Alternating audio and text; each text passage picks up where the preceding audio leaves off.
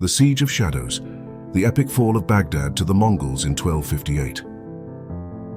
Setting: the Abbasid Caliphate, Baghdad, winter of 1257 to February 1258.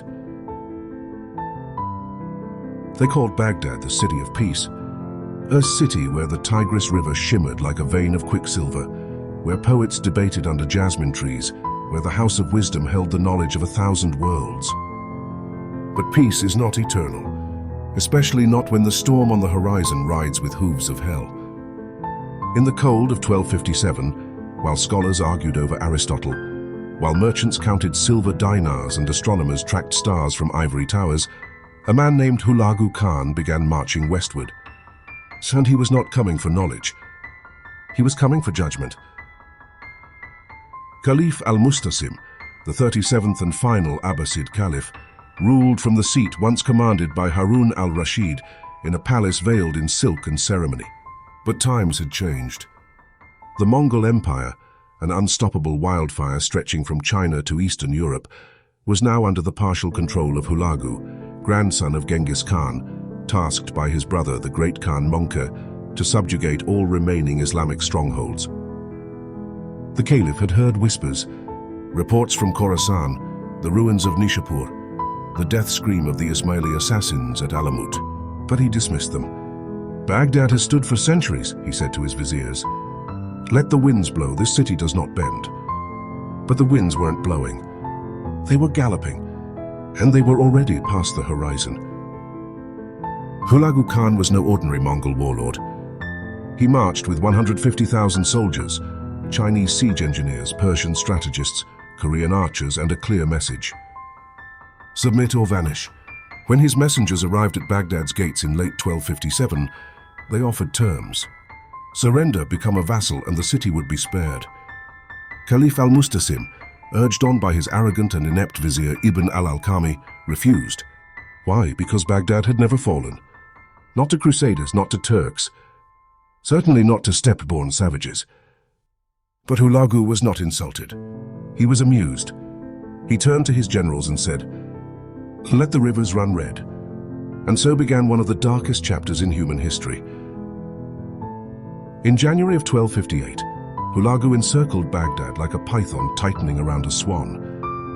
Massive siege engines, crafted by Chinese engineers, were rolled into position. The Tigris was bridged with pontoons. Earthworks rose, arrows blackened the skies. Baghdad's defenses crumbled faster than parchment in fire. By February 10th, the eastern walls fell. The Caliph surrendered, but surrender didn't matter anymore. For 7 days, Baghdad descended into a hell beyond description. Libraries burned. The great House of Wisdom, home to the world's most important manuscripts, was cast into the Tigris. Witnesses claimed the river ran black with ink and then red with blood. Scholars were slaughtered, clerics gutted, mathematicians silenced, centuries of learning erased in mere hours. Mosques became stables, palaces were looted, women enslaved, children crushed beneath hooves. Hulagu had ordered the massacre not just to destroy the city, but to annihilate its soul. He spared almost no one, even the Caliph. Legend says Hulagu wrapped the Caliph in a carpet, then had his soldiers trample him to death with horses, honoring the Mongol taboo of spilling royal blood on the ground. Another tale says he starved to death while watching his city burn, surrounded by gold he could no longer spend. Either way, the Caliphate was dead. Not just the man, the very institution that had ruled the Islamic world since 750 CE. Baghdad's fall wasn't just a military defeat. It was civilizational collapse.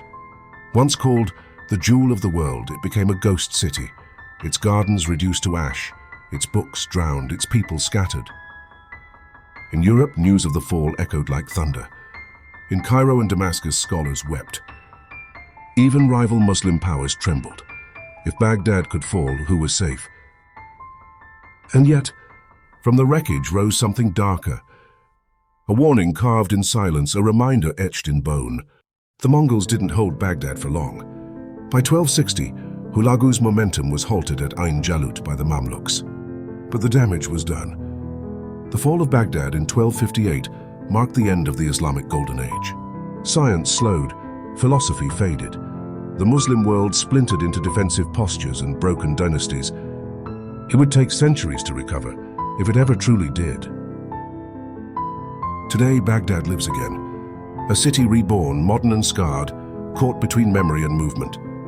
But beneath its streets, beneath the Tigris, beneath every library rebuilt, there's a whisper, ancient and soft. Never forget the day peace died. The fall of Baghdad wasn't just a Mongol triumph. It was the death of a dream. And it remains one of the most haunting lessons in human history. Even the brightest lights can be extinguished in a single week. When the ink of a scholar meets the blood of a warrior, only one writes the future. Inscription found among the ruins of the House of Wisdom.